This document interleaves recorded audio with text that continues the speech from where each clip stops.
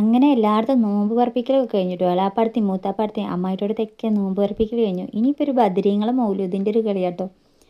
അങ്ങനെ ഇന്ന് ഞങ്ങൾ എടുത്ത വീട്ടിൽ കുറച്ച് ബീഫ് ഓരി കൊടുക്കലുണ്ടായിരുന്നു കേട്ടോ. അങ്ങനെ ഞങ്ങൾക്കും കുറച്ച് കിട്ടിയിട്ടോ.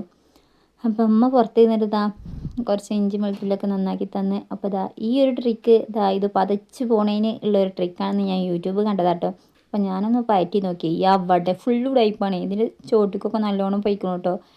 ഞാനത് വെറുതെ അങ്ങനെ വീഡിയോ എടുത്തതാണ്. അങ്ങനെ ലൈറ്റർ കത്തുന്നില്ല പറഞ്ഞപ്പോൾ ഇപ്പോൾ ഒരു ട്രിക്ക് കൊണ്ടുവന്നാട്ടോ. പക്ഷേ അത് വല്ലാതൊന്നും ഏൽക്കാത്തൊരു ട്രിക്കായിരുന്നു. അങ്ങനെ ഞാൻ ബീഫിക്കുള്ള ഉള്ളിയൊക്കെ സെറ്റാക്കി അടുപ്പത്ത് വെച്ചിട്ട് നല്ല മൺചട്ടിയിൽ വഴറ്റി വെക്കാമെന്നൊക്കെ വിചാരിച്ച് നിൽക്കുമ്പോഴാണ് സൂം ചെയ്ത് നോക്കിയപ്പോൾ മൺചട്ടിക്കൊരു ഓട്ട. എണ്ണ എന്താ കാണാത്തതെന്ന് വിചാരിച്ചിരിക്കുകയായിരുന്നു. അപ്പോൾ ചട്ടിക്കോട്ടയാണ്. അങ്ങനെ ഞാൻ ചട്ടി മാറ്റി ഇൻഡാലിയത്തിൻ്റെ ചട്ടിയാക്കിട്ടോ. പക്ഷെ മൺചട്ടി ആയിരുന്നു ടേസ്റ്റ്. എന്നാലും കുഴപ്പമില്ല. മൺചട്ടി ആയിരുന്നു ടേസ്റ്റ് എന്നല്ല, മൺചട്ടിയിൽ വെച്ചതായിരുന്നു ടേസ്റ്റ് എന്നാട്ടോ ഞാൻ ഉദ്ദേശിച്ചത്. അങ്ങനെ എൻ്റെ തട്ടിക്കൂട്ടി ബീഫ് കറിയൊക്കെ ആയി.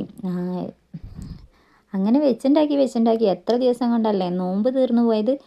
അപ്പോൾ ബീഫ് കറിയായി. ഇനി ഇതിക്കുള്ള തൊട്ടുകൂട്ടാനുള്ള എന്താണെന്നല്ലേ, പൊറാട്ട കേട്ടോ. നോമ്പായിട്ട് ഞങ്ങൾ പൊറാട്ട വാങ്ങിയിട്ടില്ല കേട്ടോ. നോമ്പ് സൽക്കാരമൊക്കെ ഉണ്ടാക്കി, പക്ഷേ പൊറാട്ട മാത്രം അതിലുണ്ടായിരുന്നില്ല. അപ്പോൾ ഞങ്ങൾ ഇന്നൊരു പൊറാട്ട വാങ്ങി. അപ്പോൾ ലൈക്ക് ചെയ്യാത്ത ബൈ ബൈ.